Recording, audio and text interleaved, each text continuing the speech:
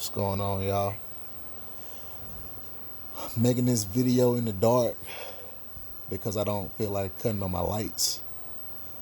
And I'm also making this video in the dark because it symbolizes the darkness that was in my life on this day 1 year ago. It's December 14, 2020. I want to go back to December 14, 2019 and tell you a story. So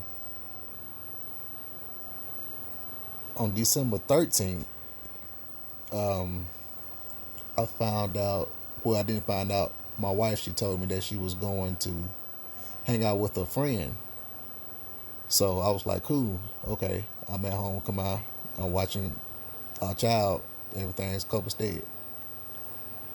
So I would have this thing to where, because we were sleeping in 7 bedrooms at the time, I would have a thing to where I would go out and I would check to look outside to see where her car was to see if she came home, just to see if she came home, because I still cared about her.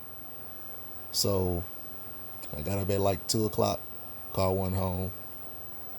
Got up at 3, car wasn't home. Got up at 4, 5, and 6, 7, and 8, and the car wasn't home. So I remember sending her a text like, hey, are you not coming home? Like, what's going on? So my text didn't get answered. So now I'm going from being pissed because you didn't come home to now I'm worried because I don't know what's going on. I don't know if you've been abducted. I don't know if you got into an accident or what. So I'm calling around, asking the friends about the whereabouts. Nobody has any answers. So I'm like, okay, cool. What is going on?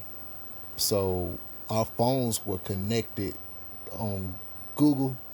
So I was able to pin her location and I found where her phone was at, Tweed Way. So I get Kamar ready and we get in the truck. And I'm thinking to myself, I'm like, dude, this is the most vulnerable and weakest you ever been in your life. Like, you really about to get in your truck and go look for this woman. But at that moment, like I said, I thought something was wrong. So I wanted to find out. I was trying to see. So we load up in the truck. I'm driving. Kamar don't know what's going on. She just think that we just driving to be driving. So I finally get to Tweed Way. It's like 40 minutes from the house. I'm looking for a car. I don't see the car, but Google is telling me that the phone is in this location. So I sat outside for about a good 10 to 20 minutes and I didn't see any action. So I went ahead and left. At this point, I knew something.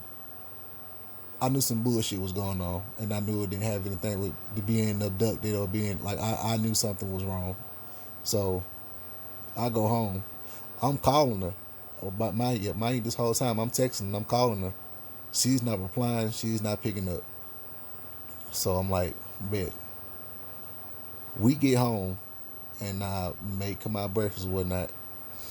And I just try to like go on with my day, but I'm still having this cloud over my head about what happened this morning. So it's about probably 2, 3 o'clock. No, not even 2 or 3 o'clock. About 4 o'clock, she comes walking in the door with the clothes on from last night. And so I'm asking her, I'm like, I confront her. I'm like, who stays at Tweed Way? And she gets to rambling. She gets very defensive. So I know she's hiding something. And so she just blurts out, he's gay. He's gay. He's gay. I'm like, if he was gay, why can't you tell me that in the first?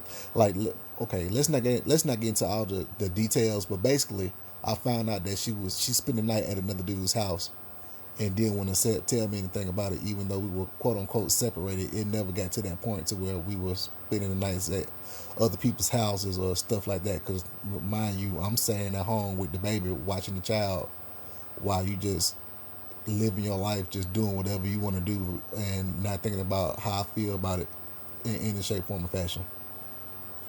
So I'm saying all that to say this. The way I felt last year is totally different from the way I feel today. I mean, of course, there's a sting when you think about that triggering memory, because I didn't even realize that today was that day until I was going through Facebook memories and I actually saw some stuff I was saying. I was like, oh, that was the day I found out such and such and such and such. So I was like, damn. But like I said, the way I feel now, I'm in a better place now. Um, Living better, eating better, sleeping better. Um, and I could never go back and put myself in that situation to where I could be treated like that ever again by anybody. I gave up so much, and it was like I said, it was stuff I could have did that probably would have helped the relationship out. But all in all, I sat up and I let this woman do that to me, and I still tried to make it work after the fact. Like, what the fuck was I thinking? You should never go for no shit like that, especially if y'all living together. Like, I left Alabama to come up here where I'm at currently in Maryland to be a family man and do this, that, and the third. But it ended with my marriage being in shambles, and it really exploded on that day. Like, when that happened, but I was still on some Captain Saver pro trying to make it work. Like, I still suggested therapy. I was still like I was still trying to talk it out and trying to be a family when it was clear that she was done. Like, she was living her life and I was still stuck. So my advice to anybody that's going through something like that, man, I know you got kids. Especially if you have kids and you want to make it work because of the kids, dude, don't do it, bro. Like, you do not want your child to see you in a beta state like that, to where you're just taking the punishment and you're just taking the abuse. They're gonna lose respect for you when they grow up and they see that you're taking that type of shit. But you're sacrificing and you're taking all that just to be in the house with them. Like, I know it's gonna hurt. Like, it hurt me. Like, I hate the fact that I'm not in the house every day with my child. Like, that's my pride and joy. Like, that's my greatest the greatest thing I could have ever done was come up here and be a part of my child's life every day. But it's not worth the disrespect when a woman is fed up and she's moving on and she's doing shit like that to you. It's not worth it. Trust me, dude. So I guess that's just, you can take whatever you want to take from this story and apply it to your life however you want to apply it. I just wanted to come on real quick and talk about it real quick because it's just kind of funny how I was just living life and it was just a normal day. I didn't think about it at all until I just said, okay, let me look at my Facebook memories. And that popped up. But that's my story for the day. And I'll holler at y'all in the next one.